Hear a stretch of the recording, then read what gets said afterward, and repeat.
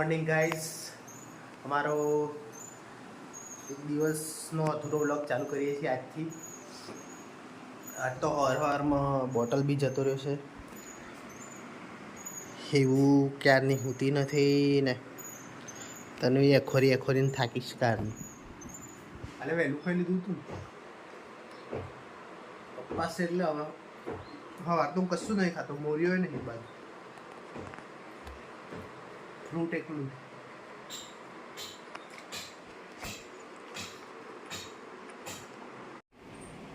તમારી બેનને ત્યાંથી બોટલ લાવવાની નહીં, એ બોટલ મારો હે ભાઈ. તમે બીજા હલાડા કરો. શું કેવું યસ? Good morning. લેણું જાઉં. જય ગણેશ. યસ જય ગણેશ. બપોર પડી ગઈ છે. હું તો આજે ફૂલ મસ્તીમાં છે. આજે એને 70% જેટલો આરામ લાગે છે, એટલે જાતે જ રમે છે કમ્પ્લીટ. એવું ના ઢીંગું છેલ્લા દિવસ અમે રવેડી મેડમથી લીધેલું. હે ભગવાન, બસ મારી છોકરીની બસ આ સ્માઇલ હંમેશા બની રહે. એના ઉપર ક્યારેય કોઈની ખરાબ નજર ના લાગે. મારી એ ના લાગે, અમારી બી ખુદની લાગે નજર, એવું કહેવું છે. બસ આમ જ ખુશ રહે. અત્યારે વાગ્યા છે બપોરના 4:30.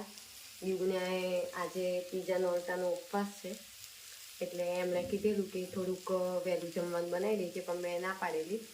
પણ એમને આજે વહેલું જમવાનું બનાવીને થોડીક નાની અમથી સરપ્રાઈઝ આપવાની છું. આજે એમનું ફેવરિટ સબ્જી એટલે કે ગવારસિંગ ડુંગળીનું શાક અને બાજરીના રોટલા એ આવશે એટલે રેડી જ રાખવાની છું. શાક બની ગયું છે, હવે બાજરીના રોટલા બનાવવાની તૈયારી છે.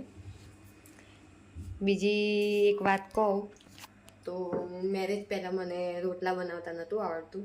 મેરેજ પછી બી લગભગ મેં 1.5 વર્ષ પછી રોટલા શીખી. એ બી દીવના માટે જ, કારણ કે એમને રોટલા ભાવતા હતા, પણ 1.5 વર્ષ સુધી તો તોય એમને રોટલી ખાધી, એટલે સારું કહેવાય. હવે રોટલા આવડે છે એટલે ખવડાવું છું એમને. તે ના કીધેલું તું તો એમ જોડતો તો કે 6-1 વાગે ખાવા કરે. મને એમ કે ટાઈમ મળ્યો, હિવા ઊંઘી ગયેલી, એટલે મેં તું બનાવી દઉં વહેલું તો ખુશ થઈ જાઓ. તમે ખુશ થયા કે નહીં? જોરદાર સરપ્રાઈઝ. તું મોરિયો બી નહોતો બનાવ્યો, એટલે પછી મેં તું વહેલું બનાવી દેવા દે અને પતિદેવને ખુશ કરી દઈએ, તો આપણને બી કોઈક દાડો ખુશ કરી આમ વહેલું જમવાનું બનાવી. 100% ગાઈસ, મેં તો ખાઈ લીધું છે. હવે હિવાને ખાવાનું ચાલે છે. બીટ અને બાફેલો બટાકાની પ્યુરી, એકદમ હેલ્ધી. અમે હિવાને આજ સુધી કોઈ પણ પ્રકારનું બિસ્કિટ આપ્યું નહીં ખાવામાં. આવું હેલ્ધી થોડું ખાવાની કોશિશ કરીએ છીએ.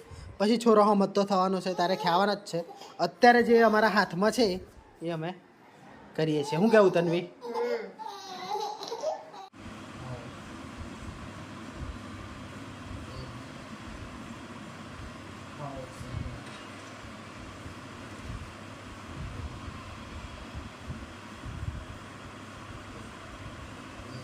હિવા એના પપ્પાને હેરાન કરે છે, કશું કરવા નહીં દેતી. મારો આખો ટાઈમ કોઈ કાઢું એમ થાય છે. તો મોબાઈલ બી આમ ખાસ જોવાનો નહીં થતો. પહેલા તો નવરા પડતા એટલે રીલ્સો ને એમ બધું દેખતા હતા. બધું થાય જોવાની, એવું નહીં કે આપું છું નથી જ જોતી એમ, પણ ઓછું થઈ ગયું એમ. હિવાના જોડે જમીને જ આખો દિવસ નીકળી જાય. કોઈક વખત કંટાળો બી આવે, પણ આજે વહેલી ઊંઘી ગઈ છે તો જાતે મને જ નહીં ગમતું કે કેમ ઊંઘી ગઈ જાય. એમ થાય છે કે જગાડી દઉં એને.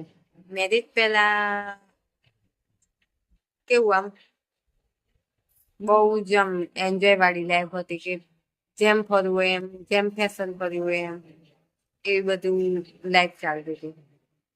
મેરેજ પછી એવું જ હતું, કઈ દીવની કોઈ રોકટોક નથી, કે ઘરેથી બી સાસરી પક્ષે બી કોઈ રોકટોક નથી. પણ આપણે જાતે જ આપણા ઉપર એક જવાબદારી આવી જાય ને તો આપણને શોખ બધા ઓછા થવા મળે. મારું એવું માનવું છે. ગાઈસ, વિડીયો ગમ્યો હોય તો લાઈક, શેર અને સબસ્ક્રાઈબ કરજો. દીવાને ના આપીએ છીએ એટલે લાઈટ બંધ રાખ્યું છે અત્યારે હાલ. Good night.